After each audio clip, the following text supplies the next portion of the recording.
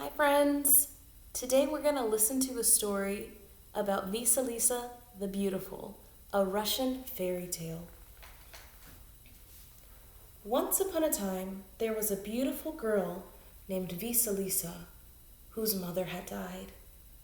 Her father was a merchant who would travel overseas for long periods of time, and her father decided that he must remarry so that Vassilissa could have a mother.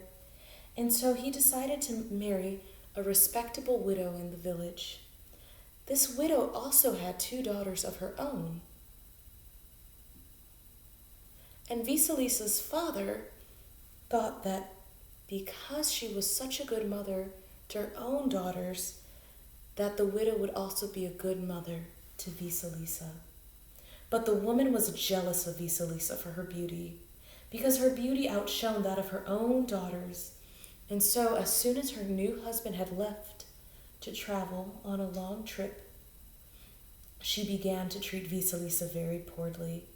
She always gave Vassilissa the hardest work and the poorest cuts of meat, and she was never kind to the girl, for she never had nothing nice to say. But Vassilissa had a kind and gentle manner about her. She was very industrious and kept at her work. And her stepsisters were lazy and mean, and they treated her as badly as their mother. And every month, Vassilissa grew more and more beautiful, and every month her stepmother and stepsisters grew more jealous and cruel. Now, before Vasilissa's true mother had died, she had called her to her bedside, and she said, "My dearest daughter, I am dying, and I will no longer be able to serve and protect you. But I have a gift for you, this little doll. Keep her safe and close to you, and you must never show anyone her. And when you need help, ask the doll, and she will help you." And Vassilissa kept the little doll in her pocket and never told anybody about her. But when she was alone and everybody was sleeping, Vassilissa would take out her doll and she would weep. She told the doll of all her troubles, and the doll would always reply, "Don't worry, Vassilissa. Go to sleep, my dear, and all shall be well in the morning." And that's exactly what Vassilissa would do. And no matter how much work her stepmother had given her to do, when Vassilissa woke each morning, she would find the work was done, the house was swept and clean, the breakfast was already bubbling on the stove, and so no matter what the demanding and unkind things her stepmother and stepsisters would do to her, Vassilissa always felt cared for and protected by her doll that her mother had given her. And the people of the village also loved Vassilissa, for not only was she lovely, but she was also always cheerful and hardworking and kind. And young men began to call at the house and ask for Vasilissa's hand in marriage. But her stepmother would turn all of them away, and she would tell them that she was the youngest daughter, and therefore it would be improper for her to marry first. But nobody ever came for the other daughters, for they were lazy in personality and ugly in personality too. And they only thought of themselves.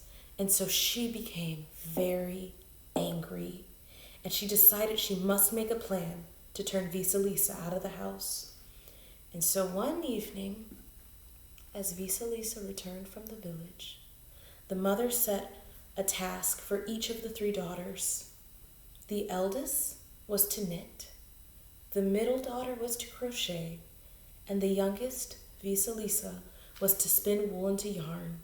And the woman said that they must not waste any coal, and so she let the fire go out, and she put out every light in the house except for one candle. And so the woman went to her room, but she told the girls they were not allowed to go to bed until all their work was finished. And the girls sat down after the mother had left. And they sat down for a while and worked. But when the candles smoked, The oldest got up, as if to trim the wick, but instead she had done what her mother had told her, and she put the candle out.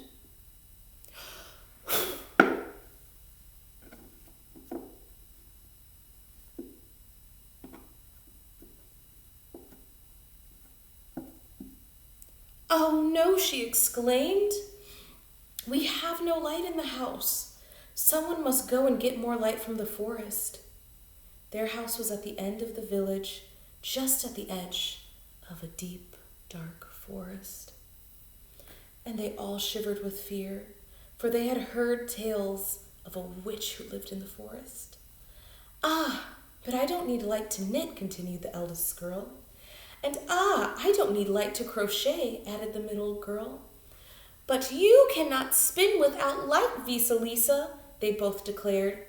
And the stepsisters pushed Vassilissa out of the house and into the dark night. "Go get light from the witch, and you may not come back until then." And they taunted her, and they closed and locked the door. And Vassilissa cried with fear, for she was all alone. But she remembered her doll, and she took her doll out of her pocket. And her doll said, "Do not worry, Vassilissa. Go to the witch as your sisters have asked, and all shall be well in the end." And so Vassilissa trusted her doll, and she set off into the dark forest to walk and look for the witch. Vassilissa had walked all night, and then she heard the sound of galloping hoofs. And when Vassilissa turned to look, she saw a white horse with a rider dressed in all white, riding past at full speed. And just then, the day began to dawn, and a little while later she heard the sound of hooves again, and this time a red horse, dressed in all with a red rider, galloped past, and then the sun rose. Vassilissa kept walking that day until she stumbled upon what she believed was the witch's hut.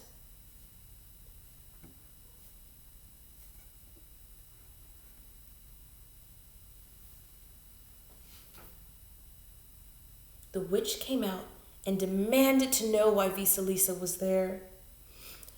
"If you please, good mother," Vassilissa said with a curtsy, "my sisters have sent me to ask for fire, for we have none."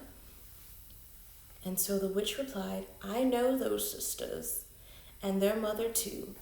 If you want fire, you must work for it. Come in." And so Vassilissa went into the witch's hut. And that's where she saw embers on every fence post and coal that lit up the whole forest, for it was the only light in the whole forest. And so as she came into the witch's hut, she was ordered to serve supper. And so she set the table neatly, and she served out the food. There was enough for 10 people, but the witch devoured it all and only left a little for Vassilissa. Then she told her, "You can sleep over there on a cot. In the morning you are to clean the house and do the washing, sift all the wheat without spilling one bit, and cook my supper before I return at nightfall." And Vassilissa agreed, and she went to bed. And the very next morning, Vassilissa woke to the sound of thundering hooves, and just then she saw the white horseman ride past, and dawn began to break.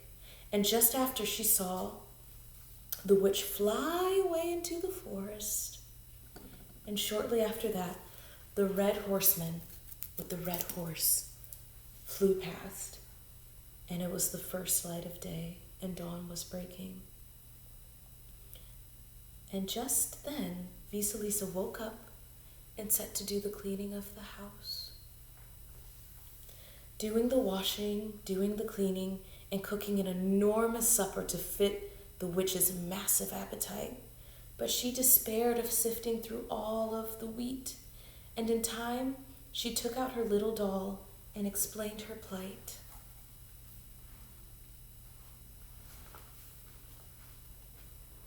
"Do not worry, Vassilissa," her doll said. "Rest, and you will find it's all ready in time." And at the end of the day, the black horseman rode past, and night fell. And just as night fell, the witch returned and asked Vassilissa, "Have you done what I have asked of you?" And Vassilissa curtsied, and she said, "I hope you will be pleased, good mother." And the witch found that all the work had been done, just as she had asked, and her hot supper was nearly ready and sitting on the table. She swallowed her supper in an instant, and then she told the girl, "In the morning, you are to clean the house, do the washing, polish and clean every poppy seed in that barrel without losing a single one, and cook my supper before nightfall when I return." And the next morning, Vassilissa awoke to the sound of thundering hoofs and the white horseman riding past. And just then, she saw the witch fly away into the dark forest. And shortly after that, she saw the red horseman ride past. For dawn was breaking. And so Vassilissa set to work cleaning the house, doing the washing, and cleaning each poppy seed and cooking the witch's supper. But she despaired at continuing to polish and clean each poppy seed. In the time she had, she feared that one might be lost. And so she took out her little doll. And her little doll said, "Do not worry, Vassilissa. Rest, and you will find it'll all be ready in time." And at the end of the day, the horseman, the black horseman, flew past, and night fell, and the witch flew back. And she asked Vassilissa, "Have you done what I have asked of you?" And Vassilissa said, "Good mother, I hope you will be pleased." And the witch found that all the work had been done, and she asked that she had asked for, and her supper was ready and waiting on the table. She swallowed her supper in an instant and said, "You are a good girl, Vassilissa. I will give you the fire that you came for." And the witch led Vassilissa to the gate and up to the fence post where the fire and coal were burning. And so she said, "I will give you the fire that you came for." And the witch led Vassilissa to the gate, and she told her to take the burning coal, and Vassilissa took the burning coal and set back home through the forest. All night she walked.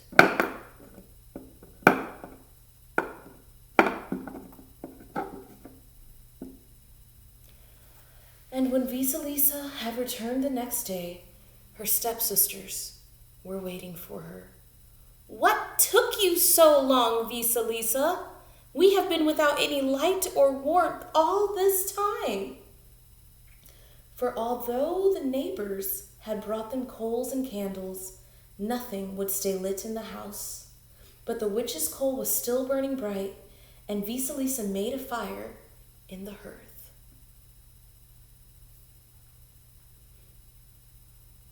The coal burned bright,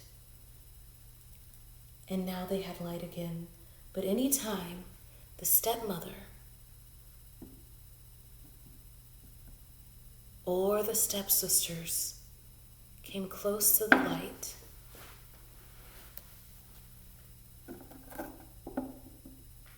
there would be a big, big fire, and they had to stay away. The fire would leap out at them and try to burn them, so they had to stay away from the fire. And so that night Vassilissa fell asleep with no trouble on her mind, for the fire never leapt out at Vassilissa and tried to burn her. And that night, as she was sleeping, her stepmother said that she and her daughters must leave the house. They would never be safe near the witch's fire. And they quietly packed up all the valuable things in the house. They packed up the silver, the jewelry, and the linens, and even the pots and pans, and they snuck out of the house.